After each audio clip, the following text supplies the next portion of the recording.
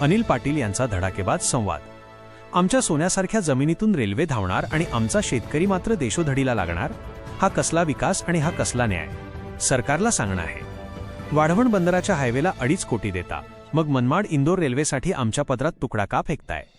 आमच्या जमिनीचे 2 तुकडे करून तुम्ही आमचं भविष्य रेल्वेखाली चिरडताय, हे आम्ही खपवून घेणार नाही। लक्षात ठेवा, आमची जमीन ही केवळ माती नाही, ती आमची आई आहे। जर या मातीची योग्य किंमत मिळणार नसेल तर आम्ही 1 इंचही जमीन देणार नाही। आता चर्चा संपली, आता लढा सुरू झालाय।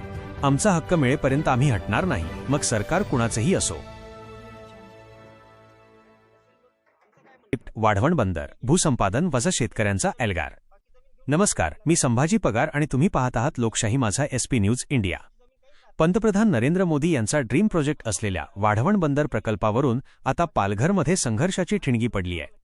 ज्या जमिनीवर सोन्यासारखं पीक येतं त्या जमिनीचा मोबदला मात्र कवडीमोल दिला जात असल्याचा आरोप आता शेतकरी करत आहेत। प्रति हेक्टरी केवळ 2.5 कोटी रुपये, हा नेमका कसला विकास? पाहूया आमचा हा विशेष रिपोर्ट।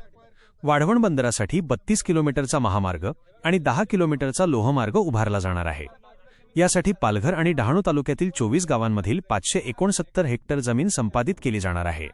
मात्र जिल्हा प्रशासनाने जाहीर केलेला प्रति हेक्टरी 2.5 कोटी ते 4.25 कोटी रुपयांचा दर शेतकऱ्यांना अजिबात मान्य नाही। या अन्यायावरून डहाणूतील शेतकरी अत्यंत आक्रमक झाले आहेत।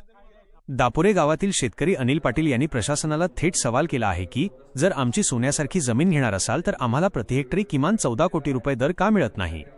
विशेष म्हणजे 2021 मध्ये पश्चिम रेल्वेने याच भागातील काही शेतकऱ्यांना 9.36 कोटी रुपये प्रति हेक्टर मोबदला दिला होता। मग आत्ताच हा दर इतका कमी का, असा प्रश्न उपस्थित केला जात आहे।